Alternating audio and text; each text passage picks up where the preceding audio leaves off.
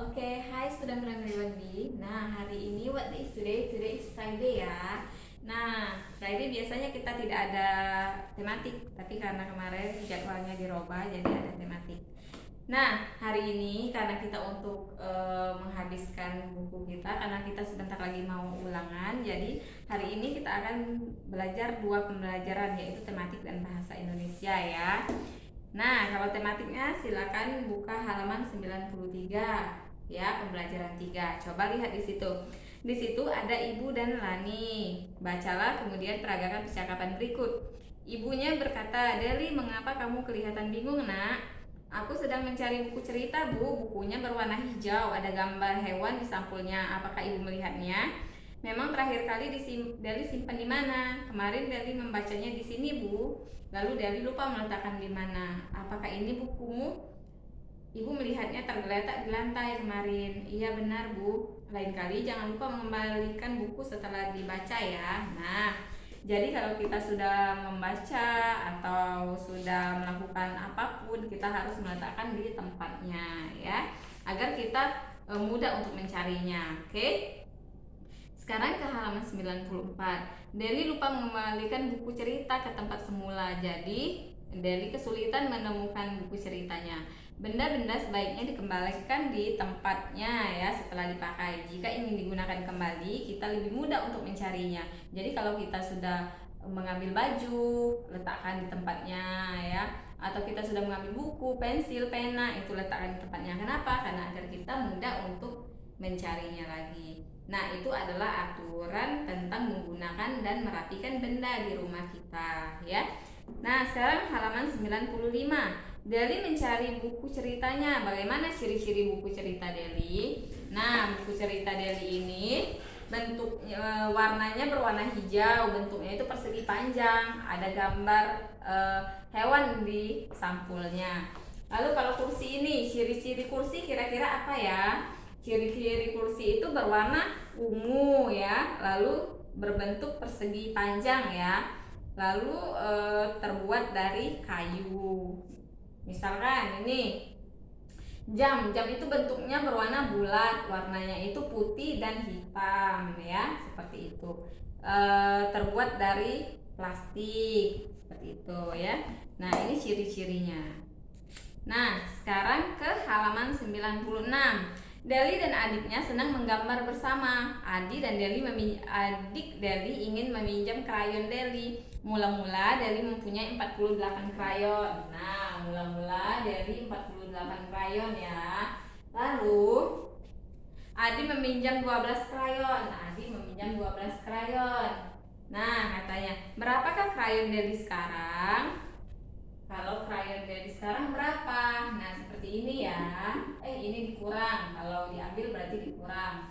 48 ya. 4 itu apa? Puluhan. Kalau 8 itu satuan. Nah, kalau ini 10-an dan 2 satuan. Karena dia dipinjam oleh adiknya berarti dikurang. Nah, kalau dikurang berarti ditutup. Coba jari 8 ditutup 2, 1, 2 berarti tinggal 1, 2, 3, 4, 5, 6 berarti tinggal 6.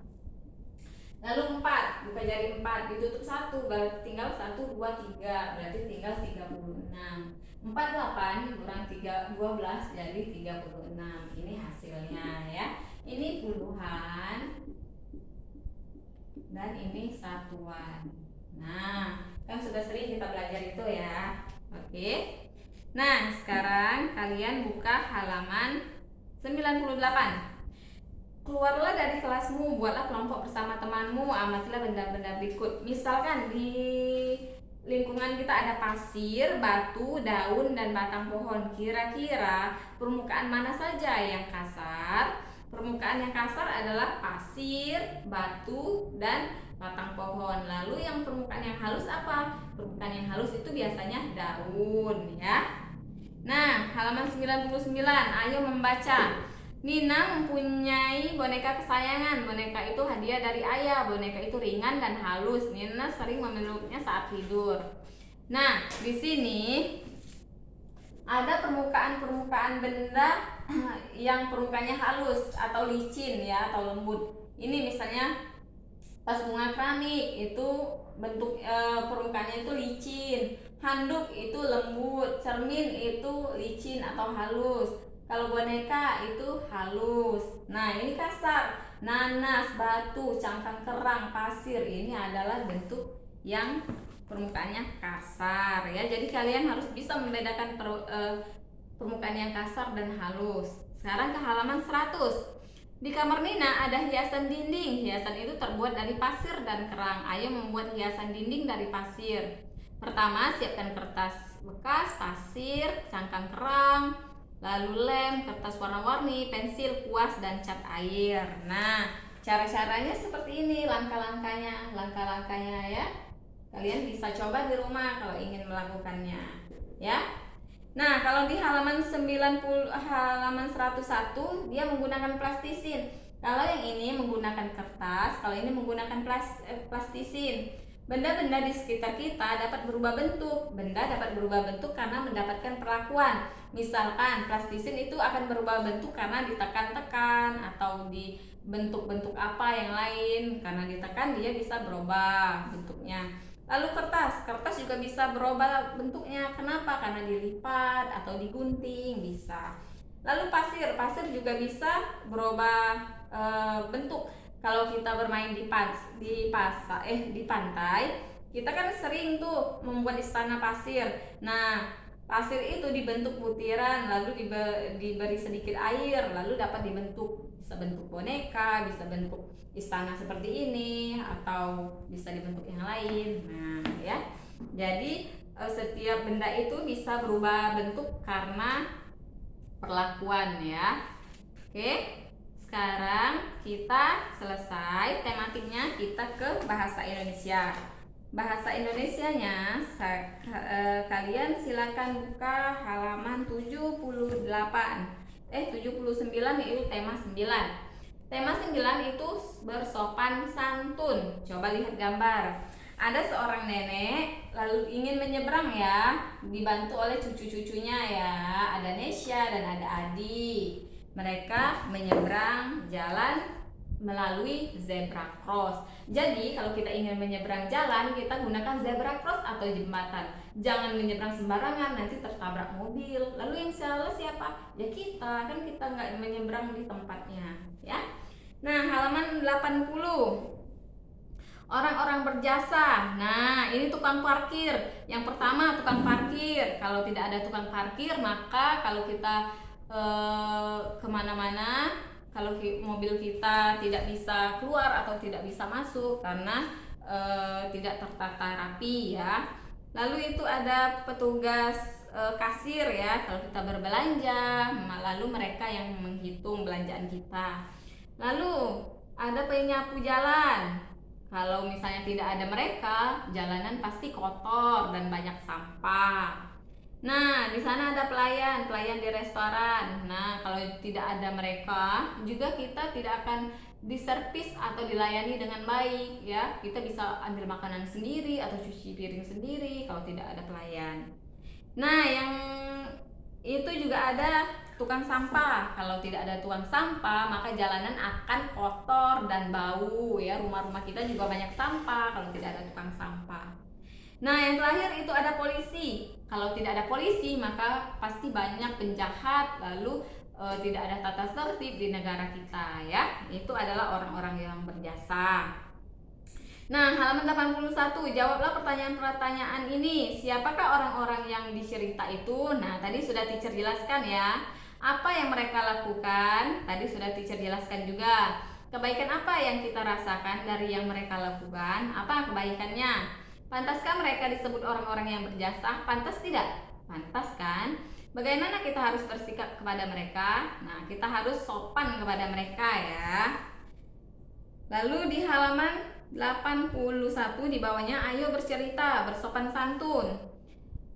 1. Berlaku sopan santun. Contoh, bagaimana cara kita masuk ke dalam ruang kelas? Kita tidak boleh berlari, kita harus mengucapkan salam kepada guru dan teman-teman. Jadi kalau datang jangan langsung masuk aja, kita harus beri sopan santun, beri salam. Lalu bolehkah kita berbicara dengan teman saat guru sedang menerangkan? Tidak boleh. Bolehkah kita memerintah orang tua untuk melakukan sesuatu? Tidak boleh. Bolehkah kita ikut berbicara saat orang dewasa berbicara? Tidak boleh, tunggu mereka selesai dulu ya. Bagaimana sikap kita saat bertemu dengan teman orang tua kita? Kita berikan salam ya, atau mengucapkan tegur sapa ya. Lalu berbicara sopan.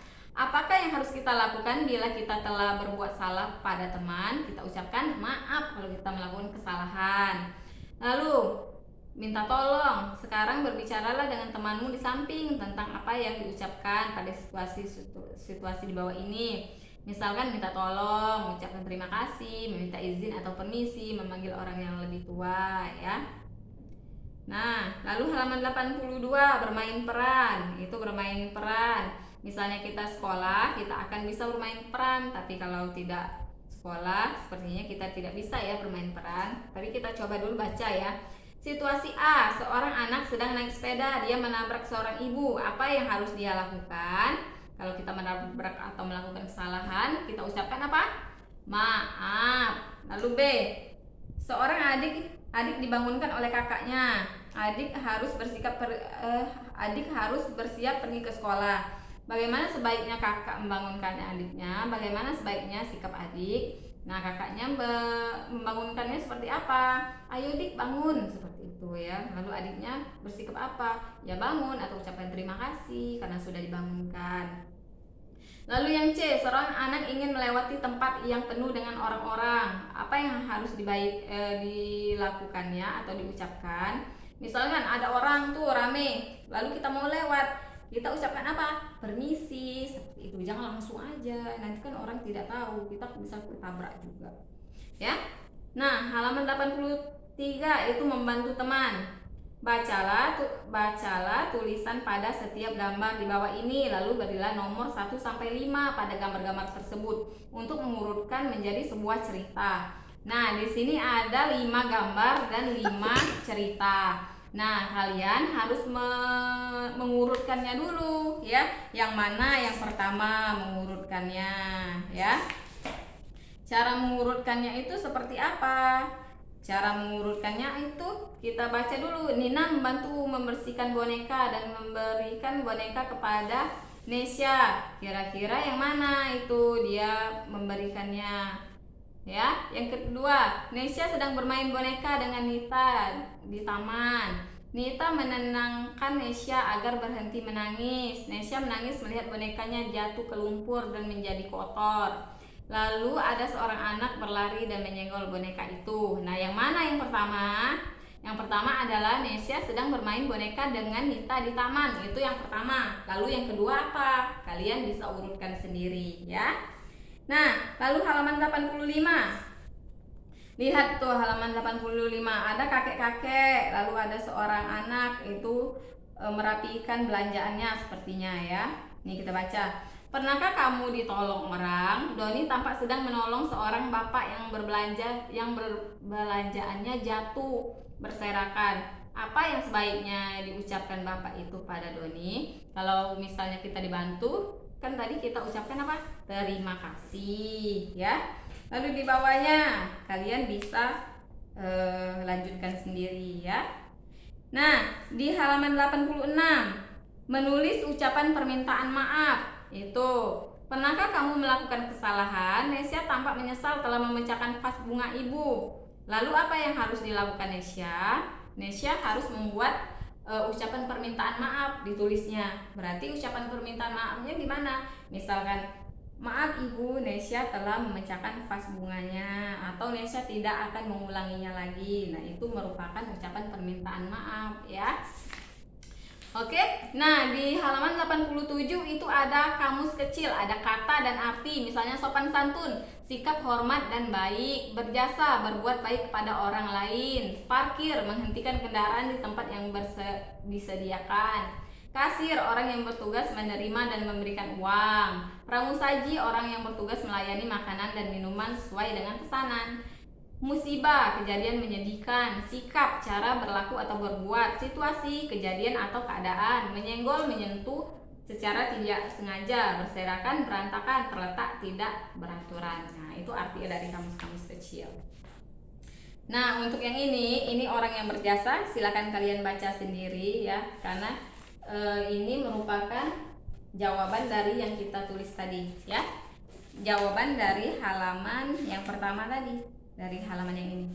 Ya, kalian baca di belakang. Oke, teacher kira pelajaran bahasa dan tematik kita untuk hari ini cukup sampai di sini. Nanti untuk tugas teacher akan share di Google Classroom. Terima kasih.